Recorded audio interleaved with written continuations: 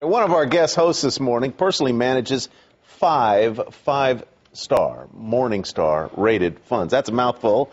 Let's ask Mario Gabelli for his top picks. Starting with one called Hawk, which I thought was Tony Hawk, but not. Well, you know, let's do it differently. Let's do it differently then. I own shares of companies we do fundamental research. We have a great research team, and they follow companies vertically. That is, if they follow an industry, they follow small cap, micro cap, large cap, and so on. And I then take those and drop them into an appropriate fund. For example, if you're talking about Hawk, that would be a very big position in, let's say, our small cap fund. Mm-hmm. We own it. Mm-hmm. There's 8 million shares. We own 15% of the company. The company's not allowing us to buy anymore because they have a poison pill. So we're fighting with them. So as much as we love them, we also have creative tension. Hawk is a company that sells replacement parts for friction material. Like everyone else, demand just went off the cliff and their earnings collapsed. There's 8 million shares. Cash and debt are equal. But over the next 3 or 4 years, demand will recover. Replacement parts will wear out. They'll get demand. Revenues will go back up to $250 million. They'll earn $2.25. And the CEO has done a reasonably good job, and he's bought back stock recently in the face of declining. Why? Will that stock double in the next 5 years? The answer is yes. And somebody will want to own it. And I just want to own more for my clients. I just can't buy anymore, and that's why I'm recommending it. Small company, though, right? Small. Oh, it's tiny. That's small cap. And 8 million float. No, 8 million shares. 8 million shares. And Weinberger owns his piece. Our clients own our piece. That, you asked me about one of the picks that we own, not a pick, but we own it in our small cap fund. The next one is equity income. In equity income, we own a company called Swedish Match. I happened to stop off this morning at 5:30 to buy you Timberwolf. Smokeless tobacco. Why did Altria buy U.S. tobacco and pay 12 times EBITDA for a company in smokeless tobacco?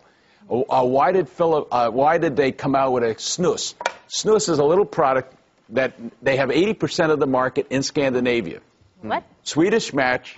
You take a little pouch, you put wonderful, and put it on the lip. And gum. Smokeless tobacco. You cannot smoke anywhere, but people do want to have that. This is a huge cash generator. They just cut a deal with Philip Morris International where they'll be marketing the product. The EU will lift the ban on snus. And this is why we have that company. We've owned it for 7 years. It's not something we just miraculously parachuted into. Mm-hmm. Then in the utilities area, our largest holding is a company called National Fuel and Gas. 80 million shares, $46 stock. Why am I buying it? Because I have a margin of safety. What's my margin? They have a gas utility in Buffalo. They have a products pipeline.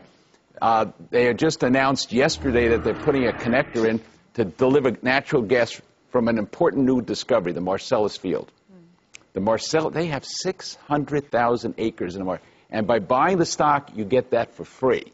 600,000 acres where they have enormous discovery of natural gas. And why? Because they now have something called horizontal drilling.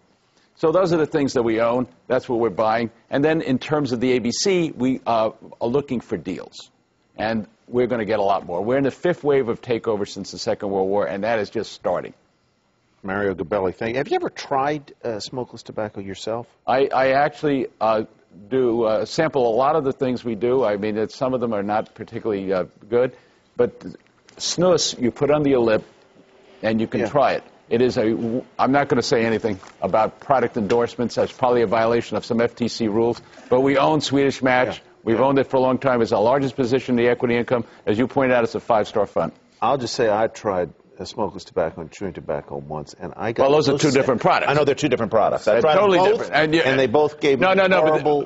He's not talking about cat litter. No, but this is that's right. He came on talking about. I've never tried cat litter. We used to have clumping cat litter, a technological improvement in the United States that's way beyond. You're welcome. Okay, you're welcome. If you have Mary on, you got to talk cat litter. All right.